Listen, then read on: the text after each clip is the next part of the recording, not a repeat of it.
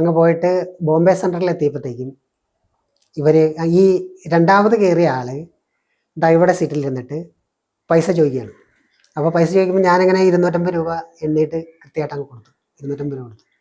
എന്നിട്ട് അയാൾ എണ്ണീട്ട് പറയുകയാണ് 50 റുപ്യ സാബ് 50 റുപ്യ കം ഹേ എന്ന് പറഞ്ഞു. അപ്പോൾ ഞാൻ പറഞ്ഞു, അപ്പോൾ ഞാൻ എൻ്റെ ഒരു നമ്മൾ ബാങ്കിലൊക്കെ ആയതുകൊണ്ടാവാം ഒരു 2-3 പ്രാവശ്യം എണ്ണാതെ ആർക്കും പൈസ കൊടുക്കാറില്ല. അപ്പോൾ എനിക്കറിയാം ഞാൻ 2 100-ഉം ഒരു 50 രൂപ കൊടുത്തായിരുന്നു.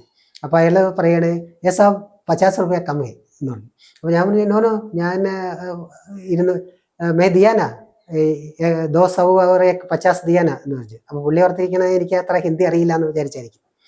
അപ്പോൾ പുള്ളി പെട്ടെന്ന് ഓക്കെ ഓക്കെ ഓ ഓ ഓ 50 आपने दिया ഓക്കെ ഓക്കെ वो 50 काटा है वो ചേഞ്ച് करना पड़ेगा എന്ന് പറഞ്ഞു. അപ്പം ഈ ഒരു കീറിയതാണെന്ന് പറഞ്ഞ് ഞാൻ നോട്ട് എനിക്ക് തിരിച്ചു തന്നു. അപ്പം ഞാൻ നോക്കിയപ്പോൾ നമുക്ക് ഇനി ഇപ്പോൾ കീറിയതാണെന്ന് നമ്മൾ അത്ര നോക്കിയിട്ടില്ലാത്തതുകൊണ്ട് ആയിക്കോട്ടെ എന്ന് പറഞ്ഞാൽ 50 രൂപ മേടിച്ചിട്ട് വേറെ ഒരു 50 രൂപ കൊടുത്തത് ഞാനൊന്ന് വാച്ച് ചെയ്തപ്പോൾ ഇവരത് മേടിക്കും ഒപ്പം കൈകൊണ്ട് കീറണത് ഞാൻ കീറണുണ്ട്. അപ്പോൾ അത് പറഞ്ഞു സാബ് ഓ ബി കാട്ടാഹേ എന്ന് പറഞ്ഞു. അപ്പോഴത്തേക്ക് എനിക്ക് ദേഷ്യമായി. ഞാൻ പറഞ്ഞു മേ ദേക്ക കിസ്നെ കാട്ട മേ ദേക്ക എന്ന് പറഞ്ഞിട്ട് പറഞ്ഞ നമുക്കറിയാവുന്ന ഹിന്ദിയിലൊക്കെ വെച്ചിട്ട് നല്ല ഡയലോഗ് പറഞ്ഞു.